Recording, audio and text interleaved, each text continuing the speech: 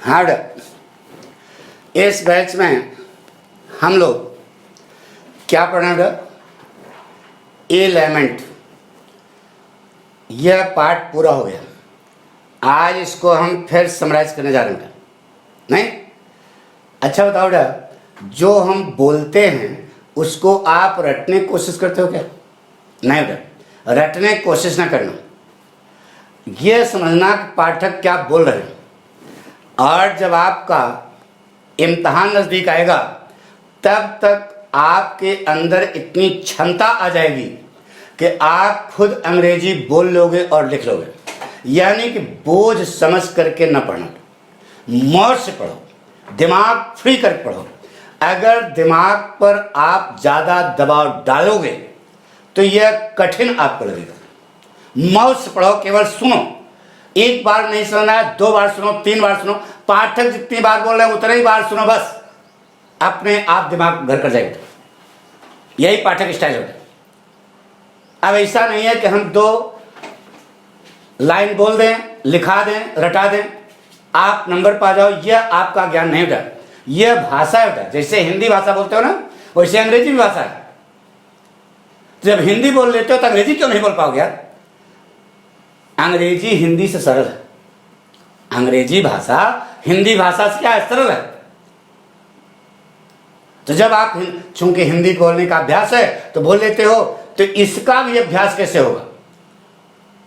पाठक कईयों बार रिपीट करते हैं, तो बताइए पाठक गधा है क्या? नहीं बेटा, इसी स्टाइल से हम लोगों को पढ़ाया जाता था। हम लोगों के जमाने में स्पीकिंग नहीं सिखाई जाती थी।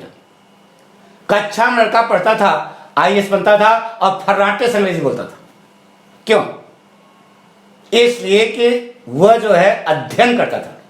अध्ययन उसको कराया जाता था, लेकिन पढ़ाया कैसे जाता है यह विद्यार्थी को बताना चाहिए। अध्यापक की जिम्मेदारी है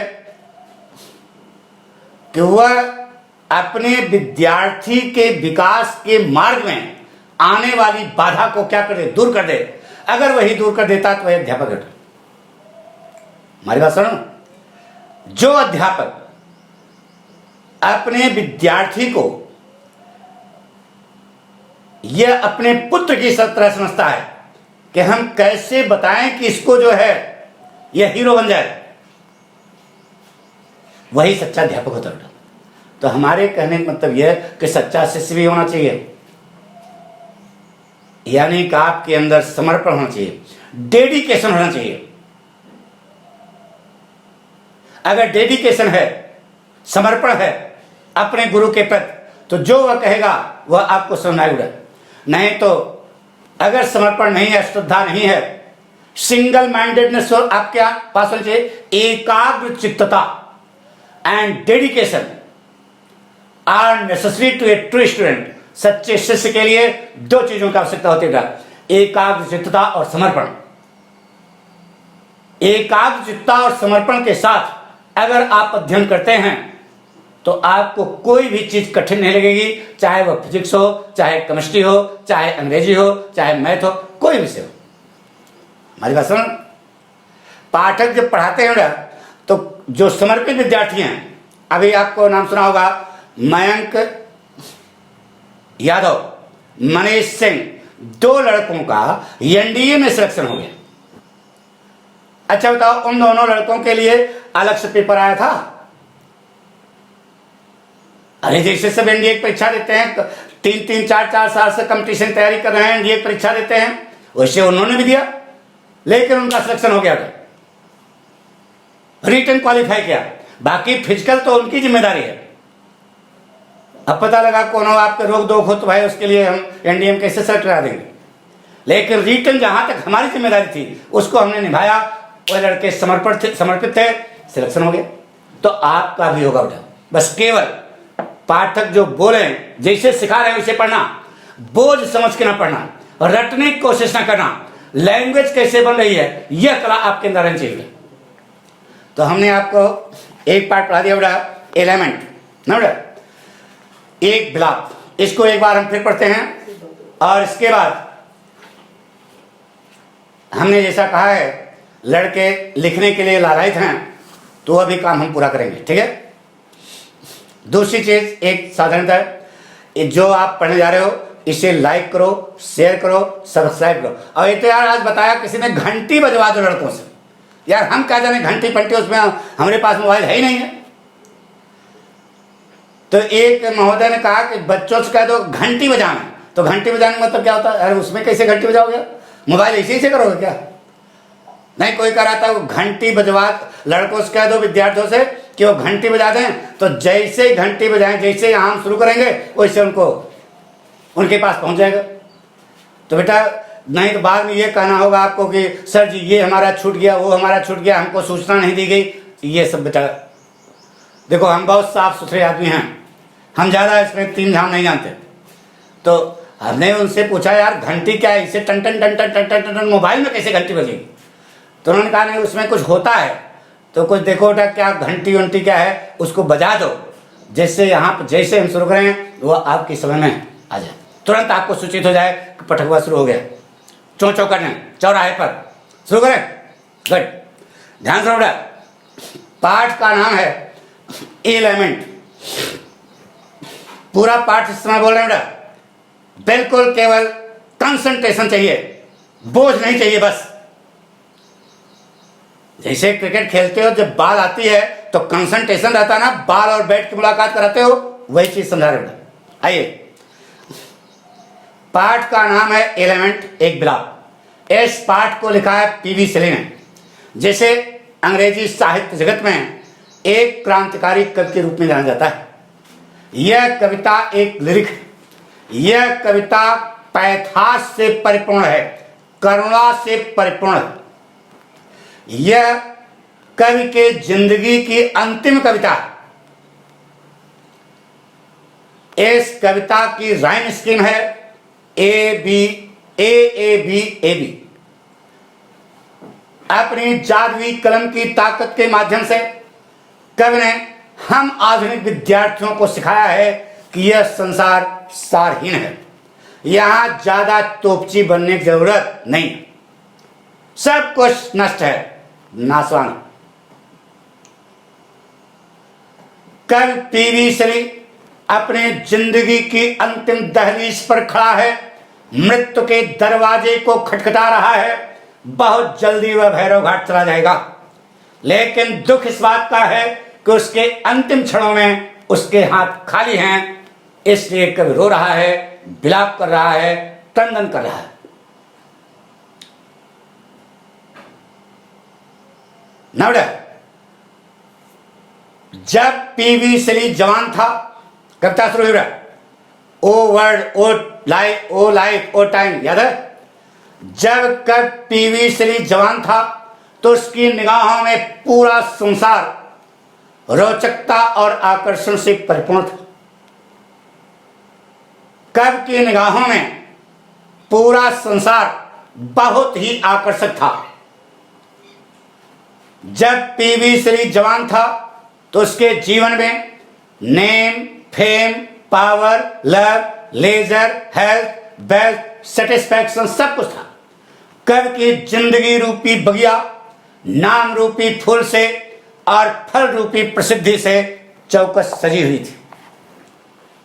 जब कब पीवी सेली जवान था तो उसके समाज के लोग उसे आदर और सम्मान देते थे। एक क्रांतिकारी कवि के रूप में पूरे संसार में फेमस था, समाज में आदरणीय और सम्मानित था। आज वही पीवी सेली अपने जिंदगी की अंतिम दहलीज पर खड़ा है, मृत्यु के दरवाजे को खटखटा रहा है। बहुत जल्दी वह भैरव घाट जाने वाला है, लेकिन दुख इस बात का है कि उसकी निगाहों में पूरा संसार रोचक विहीन हो चुका है। इसमें कोई चार्म और आकर्षण नहीं है। उसके जीवन में name, fame, power, love, leisure, health, wealth, satisfaction, इनमें से कोई भी चीज उसके पास नहीं। कवि की जिंदगी रेगिस्तान बन चुकी है। कवि के जीवन में न तो नाम रूपी फूल है और न ही फल रूपी प्रसिद्धि है। उसकी जिंदगी रेगिस्तान बन चुकी है, डेजर्ट बन चुकी है, बैरन बन चुकी है, हीथ बन चुकी है, बंजर बन चुकी है। कब की जिंदगी रूपी बगिया में कोई खिला हुआ फूल नहीं। आज उसको उसके अंतिम क्षणों में आज उसको कोई आदर और सम्मान देने वाला नहीं है। याद करो अटल बिहारी वाजपेयी, जमाने में पूरी नाम प्रसिद्धि थी, ऑल ओवर वर्ल्ड, पूरा संसार अटल बिहारी वाजपेयी जानता है यार, जैसे नरेंद्र मोदी के लोग जानते हैं। लेकिन उसके अंतिम क्षणों में उसका साथ देने वाला कोई नहीं। तो कल के अंतिम क्षणों में उसके हाथ क्या हैं? खाली हैं। ना तो नेम है, ना तो फेम है, ना तो पावर है, ना लेजर है, ना हेल्थ है, ना वेल्थ है। इसलिए कभी रो रहा है, विलाप कर रहा है और टंडन कर रहा है। जब पीवी श्री जवान था तो वह अपने जिंदगी की सीढ़ियों पर बहुत मजबूती से खड़ा था। Name, fame, power, love, leisure, health, wealth, satisfaction सब कुछ था उसके जीवन में। लेकिन आज पीवी श्री अपने जिंदगी की अंतिम दहलीज पर खड़ा है, कांप रहा है, गिड़गिड़ा रहा है, एक बुढ़े आदमी की तरह। क्यों? क्योंकि वह अपने जिंदगी से क्या है, थक गया। जिंदगी से पहले मजबूती से खड़ा था, आज वहीं पर कांप रहा है, क्योंकि वह मौत से डरा हुआ है। बहुत जल्दी अब वह भैरव घाट चला जाएगा, बहुत जल्दी वह मौत पा जाएगा। इसलिए कभी रो रहा है, विलाप कर रहा है और क्रंदन कर रहा है। जिंदगी के अंतिम क्षणों में, जिंदगी की अंतिम दहलीज पर खड़ा हुआ कर लालायित है, लालच कर रहा है अपने उस जवानी के ग्लोरियस यशस्वी समय के लिए, कि वह नम्र, वह तरस रहा है, लालायित है कि वह खुशहाली के दिन, वह नाम और प्रसिद्धि वाले दिन दोबारा उसके जीवन में कब आएंगे। प्रश्न देखो, क्वेश्चन लगा है। लेकिन दुख इस बात का है कि वह खुशहाली के दिन दोबारा उसके जीवन में आने वाले नहीं है। वह ग्लोरियस टाइम दोबारा उसके पास आने वाला नहीं है, क्योंकि वह अपनी जिंदगी के अंतिम कगार पर है, अब जाने वाला है भैरव घाट। तो जिंदगी की अंतिम दहलीज पर खड़ा हुआ कर रो रहा है, विलाप कर रहा है, क्रंदन कर रहा है, क्योंकि उसके अंतिम क्षणों में उसके हाथ क्या है, खाली। इस प्रकार से कवि ने आधुनिक विद्यार्थियों को यहां सिखाया है कि यह संसार जिसमें हम जी रहे हैं, यह संसार जिसमें हम सांसें ले रहे हैं, यह संसार जो हमारी आंखों के सामने दिखाई दे रहा है, सारहीन है, तत्वहीन है। यह कवि कहना चाहता है। अब लोग कहते हैं कवि अपने जीवन में, अरे जीवन में तो दुखी है ही है, लेकिन वह सिखा क्या रहा है, इसको समझो। वह आपको क्या सीख दे रहा है, इसको समझने की कोशिश करो, अनुभूत करो कि क्या कर रहा है। मुट्ठी बांधे आए हो, हाथ फैलाए जाओ, खाली हाथ आए हो, खाली हाथ जाओगे। यही पाठ की क्या है थीम। सुनो बेटा, ध्यान सुनो बेटा। Pathak style. The poem element has been composed by, ध्यान है, most important for central idea and explanation. लेकिन रटने की कोशिश न करना, बोझ समझ के न समझना, पाठक जो सिखा रहे हैं उसको सुन रहे। ध्यान सुनो, सुन करें। The poem element has been composed by PV Shri, who is famous as a great revolutionary poet in the world of English literature. This poem is a lyric. This poem is full of pathos. This is the last poem of P.V. Shelley. The rhyme scheme of the poem is A-A-B-A-B. By using the power of his magic pen, the poet P.V. Shelley has tried his best to teach a useful lesson to the modern students here, that this world herein we are living, this world herein we are breathing, this world which is lying before our eyes is a senseless. The poet P.V. Shelley is standing at the last step of his life. He is knocking at the door of death. Very soon he will get death. But the matter of sadness is that at the last step of his life, his hands are empty. So the poet is crying, weeping, and lamenting on the last stage of his life. Parts throughout when the poet P.V. Shelley was of young age, there was charm and attraction all over the world. The whole wide world was full of charm and attraction when the poet P.V. Shelley was of young age. When he was of young age, there was name, fame, power, love, leisure, health, wealth, satisfaction. The garden of his life was well decorated. The garden of his life, Jindagi Rupi Bagicha. The garden of his life was well decorated with the flowers of fame and the fruit of fame. People of the society paid him honor and respect when he was of young age. He was not only honorable but also respectable in the society. Now the poet P.V. Shelley is standing at the last step of his life. He is knocking at the door of death. Very soon he will get death. But the matter of sadness is that in the eyes of the poet, there is neither charm nor attraction at all over the world. The whole wide world has become charmless. There is neither name, nor fame, nor power, nor leisure, nor health, nor wealth, nor satisfaction. Nothing of them is with him. There is neither the flower of fame, nor the fruit of fame in the garden of the poet's life. His life has been deserted. His life has become like barren desert and heath. There is no smelling flower at all in the garden of the poet's life. When the poet P.V. Shelley was of young age, people of the society paid him honor and respect. But at the last stage of his life, there is none to pay him honor and respect. So standing at the last stage of his life, the poet P.V. Shelley is crying, weeping and lamenting because his hands are empty. उसके हाथ में कुछ नहीं है, बिल्कुल खाली हाथ है. When the poet P.V. Shelley was of young age, he stood firmly. He stood firmly with name, fame, power, love, leisure, health, wealth, satisfaction, honor and respect.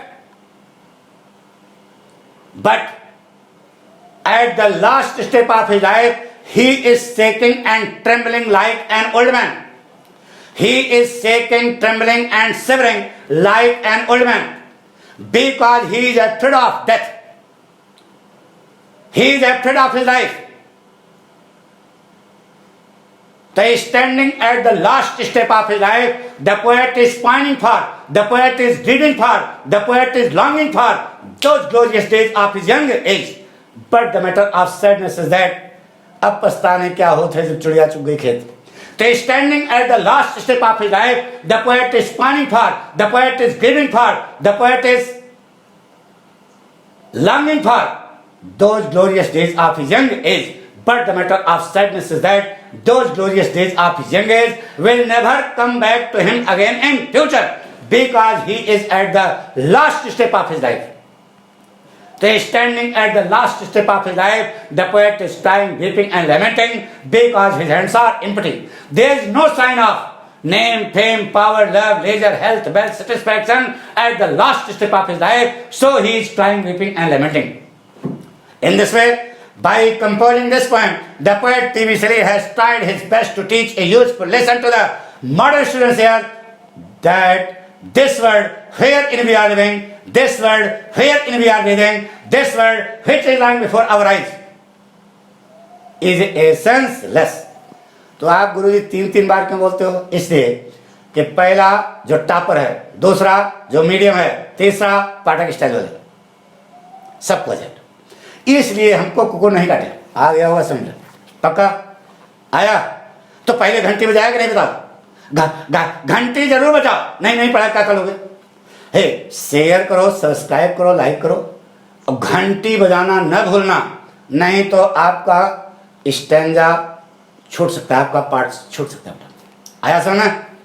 शुरू करें दूसरा स्टैंजा. शुरू करें। कवि पीवी श्री अपने जिंदगी की अंतिम दहलीज, दहलीज समझते ना, सीढ़ी होती है, सीढ़ी के बिल्कुल टॉप पोर्शन होता है, उसको घर की दहलीज नहीं कहते यार। कवि पीवी श्री अपने जिंदगी की अंतिम दहलीज पर खड़ा है, मृत्यु के दरवाजे को खटखटा रहा है। बहुत जल्दी वह भैरव घाट चला जाएगा, लेकिन दुख इस बात का है कि उसके अंतिम क्षणों में उसके हाथ खाली हैं, इसलिए कभी रो रहा है, विलाप कर रहा है और क्रंदन कर रहा है। जब कवि पीवी श्री जवान था तो उसकी निगाहों में यह पूरा ऊपर वाली लाइन जो है, ओ वर्ड ओ लाइफ ओ टाइम, ये इसमें भी लगेगा तभी क्लियर होगा। जब पोएट पीवी श्री जवान था तो उसके जीवन में नाम और उसके जब कब पीवी श्री जवान था तो उसकी निगाहों में यह पूरा संसार बहुत ही रोचक और आकर्षक था।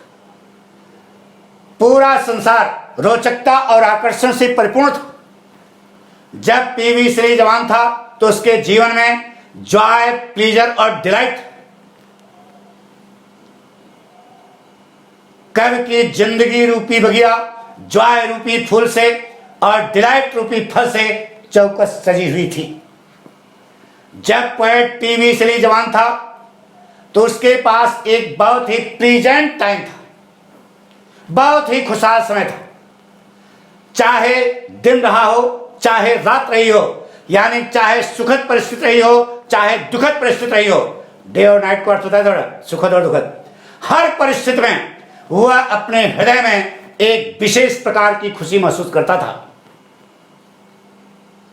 आज वही पीवी श्री अपने जिंदगी की अंतिम दहलीज पर खड़ा है, मृत्यु के दरवाजे को खटखटा रहा है। बहुत जल्दी वह भैरव घाट चला जाएगा, लेकिन उसके अंतिम क्षणों में उसकी निगाहों में यह पूरा संसार रोचक विहीन हो चुका है, चार विहीन हो चुका है, इसमें कोई रोचकता और आकर्षण नहीं। कब के अंतिम क्षणों में उसके जीवन में न तो जॉय है, न तो डिलाइट है, न तो प्लीजर। कब की जिंदगी जो है रेगिस्तान बन चुकी है। कब की जिंदगी रूपी बगिया में न तो जॉय रूपी फूल है और न ही डिलाइट रूपी फल है। अब उसके जीवन में उसकी जिंदगी जो है बर्बाद हो चुकी है, रेगिस्तान बन चुकी है, बैरन बन चुकी है, डिजर्ट बन चुकी है, हीथ बन चुकी है। कब की जिंदगी रूपी बगिया में कोई खिला हुआ फूल नहीं। उसके जिंदगी रूपी बगीचे में सारो, सैडनेस और ग्रीफ रूपी कटीली झाड़ियां क्या हैं, उगी हुई। बिल्कुल डिजर्ट हो गई उसकी लाइफ। अब उसके जीवन में प्रेजेंट नाम का समय भी नहीं। बहुत दुखी है कौन? कब पीवी श्री अपने अंतिम क्षणों में। इसका मतलब कब के अंतिम क्षणों में उसके हाथ क्या है? खाली हैं। जॉय, प्लीजर और डिलाइट का नाम और निशान नहीं है। इसलिए कब रो रहा है, विलाप कर रहा है और क्रंदन कर रहा है। जब पोएट पीवी श्री जवान था तो ताजा बसंत, गर्मी और भयंकर जाड़ा, यानी कि हर मौसम, यानी कि हर परिस्थितियां उसको कुछ नहीं देती थी, केवल तीन चीजें देती थी, जॉय, प्लीजर और डिलाइट। यानी कि हर मौसम में, हर परिस्थिति में वह अपने हृदय में एक विशेष प्रकार की खुशी महसूस करता था। विशेष प्रकार की खुशी क्या होती है समझा दिया। इस उम्र में हो उस दिन शादी वाला, अरे खूबसूरत कल्पना आपकी, पूजा साधना और डेड बॉडी वाले बताए थे। यानी कि हर परिस्थिति में, सुखद परिस्थिति रही हो चाहे दुखद परिस्थिति रही हो, न बेटा, वह अपने हृदय में खुशी के अलावा कुछ भी नहीं महसूस करता था। आज वही पीवी श्री अपने जिंदगी की अंतिम दहलीज पर खड़ा है, मृत्यु के दरवाजे को खटखटा रहा है। बहुत जल्दी वह भैरव घाट चला जाएगा, लेकिन दुख इस बात का है कि उसके अंतिम क्षणों में ये सारे मौसम, ये सारी परिस्थितियां उसे दुख के अलावा और कुछ भी नहीं देती हैं। यानी कि ये सारे मौसम उसके डिस्पेयर, डिजेक्शन और डिसअपॉइंटमेंट को क्या करें, बढ़ा। इसलिए कब रो रहा है, विलाप कर रहा है, क्रंदन कर रहा है, क्योंकि उसके अंतिम क्षण में उसके हाथ क्या है? खाली। तो अपने जिंदगी की अंतिम दहलीज पर खड़ा हुआ कर रो रहा है, विलाप कर रहा है, क्रंदन कर रहा है और अपनी जवानी के उन खुशहाल दिनों के लिए तरस रहा है। लेकिन दुख इस बात का है कि वह खुशी के दिन उसके जीवन में दोबारा आने वाले नहीं, इसलिए कभी रो रहा है, विलाप कर रहा है, क्रंदन कर रहा है। नम्र तो अपनी जादुई कलम की ताकत के माध्यम से कवि ने इस पाठ में हम पाठकों को बताया है कि यह संसार जिसमें हम जी रहे हैं, जिसमें हम सांसें ले रहे हैं, जो हमारी आंखों के सामने दिखाई दे रहा है, यह सारहीन हो चुका है, तत्वहीन है, इसमें कुछ बचा नहीं है। इसलिए ज्यादा पों करने की जरूरत नहीं, ज्यादा तोपची बनने की जरूरत नहीं। ये बात शुरू करें। कुछ समझ में आया कि नहीं आया? पक्का कॉन्फिडेंस? तो घंटे बजा दिया ना, शुरू करें बेटा, ध्यान सुनो।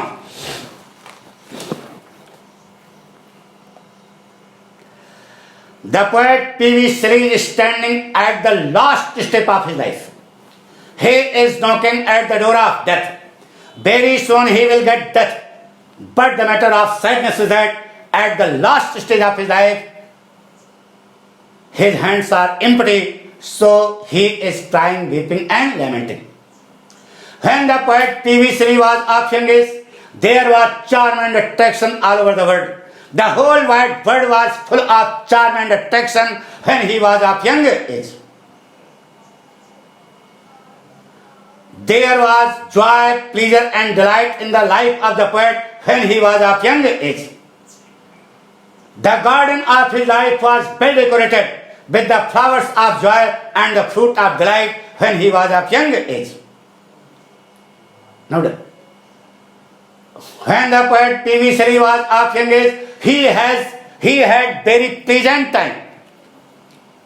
In each and every circumstance, day and night, in each and every circumstances, the poet felt a special type of joy in his heart when he was of young age. In each and every circumstances, the poet felt a special type of joy in his heart when he was of young age. Now the poet P.V. Shelley is standing at the last step of his life. He is knocking at the door of death. Very soon he will get death. But the matter of sadness is that at the last step of his life, there is in the eyes of the poet, there is neither charm nor attraction at all over the world. The whole wide world has become charmless. When the poet P.V. Shelley, at the last step of his life, there is neither joy nor pleasure nor delight at all in the life of the poet. There is neither the flower of joy nor the fruit of delight in the garden of the poet's life. His life has been deserted. His life has become like barren desert and heath. There is no springing flower at all in the garden of the poet's life. There are growing a number of thorny bushes of sorrow, sadness and grief in the garden of the poet's life. He has no pleasant time. उसके पास कोई सुखद समय भी नहीं है. The joy, the special type of joy which he felt in his young age has taken flight, has run away from his life. There is no sign of that special joy. There is no sign of that special joy which he felt in his heart when he was of young age. It means at the last step of his life, his hands are empty. So he is standing on the last stage of his life. The poet is crying, weeping and lamenting because his hands are empty. Nothing is in his hand. उसके हाथ में there is neither joy nor pleasure nor delight at all in his hand. उसके हाथ में उनका नामो निशान नहीं. When the poet P.V. Shelley was of young age, each and every season gave him nothing but joy, pleasure and delight. In his young age, spring, summer, winter, all these seasons gave him nothing but joy, pleasure and delight. He felt a special type of joy in his heart when he was of young age. In each and every circumstances, whether it was of joy or it was of sorrow, he felt a special type of joy in his heart.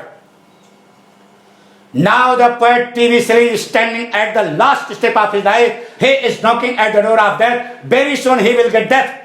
But the matter of sadness is that all these seasons, spring, summer, winter, all these seasons give him nothing but sorrow, sadness and grief. Now, all these seasons, summer, winter, spring, increase his despair, disappointment and dejection. It means at the last step of his life, there are a number of thorny bushes in the garden of the poet's life. There are growing a number of thorny bushes of dejection, despair and disappointment in the garden of the poet's life. So the poet feels boundless grief in his heart because his hands are empty. So he is standing at the last step of his life. The poet is planning for, the poet is longing for, the poet is grieving for those joyful days of his young age. But the matter of sadness is that those joyful days of his young age will never come back to him again in future. So he is standing at the last step of his life. The poet is crying, weeping and lamenting because his hands are empty. क्योंकि उसके हाथ क्या हैं? खाली हैं. There is no sign of joy, pleasure and delight in the life of the poet. So by composing this poem, the poet T.V. Shelley has tried his best to teach a useful lesson to the modern students here that this world wherein we are living, this world wherein we are breathing, this world which is lying before our eyes is a senseless, सारहीन है. यही पाठ सिखाया होता है. पक्का confidence आपको समझ आ गया? समझ आ गया? तो इसको अगर न समझ आया तो 3-4 बार सुनो, अपने आप समझ आ जाएगा. समझने की कोशिश भी करना, यानी कि आप पढ़ रहे हो तो उसको साथ में समझने की भी कोशिश करना बेटा. अभी तुम माठा थोड़े है, लेकिन ये है कि अगर आप ध्यान से पढ़ोगे, सुनोगे तो निश्चित है कि आपको आएगा. अगले कल वाले एपिसोड में हम आपको लिखाएंगे. उसके लिए आपको बताया है एक काला स्केच आपके पास होना चाहिए, ठीक है, और दूसरा जेल पेन जो बढ़िया स्याही वाली हो, जिससे आपकी राइटिंग खूब बढ़िया बनती हो, ठीक है, और पन्ना जो है वो खाकी दस वाला नहीं पन्ना, यानी बिल्कुल साफ चमाचम होना चाहिए बेटा, ठीक है. तो जब बढ़िया, हाँ आपकी तरह हम भी स्टूडेंट थे बेटा, जब बढ़िया लिखोगे तो उसको पढ़ने की इच्छा करेगी. हम भी स्टूडेंट थे आपकी तरह, जहाँ पर कहीं कट पिट हो कर देते थे वहाँ पढ़ने की इच्छा नहीं करते. अरे यार क्या नहीं, बढ़िया लिखोगे तो बढ़िया समझोगे, बढ़िया आपको आएगा, ठीक है. और पाठक से कभी रटने की कोशिश ना करना बेटा. आपको हम इतना योग्य बनाएंगे, कॉन्फिडेंस रखते हैं बेटा कि आपको अंग्रेजी आने लगेगी. ये हमारा चैलेंज है. थैंक यू बेटा.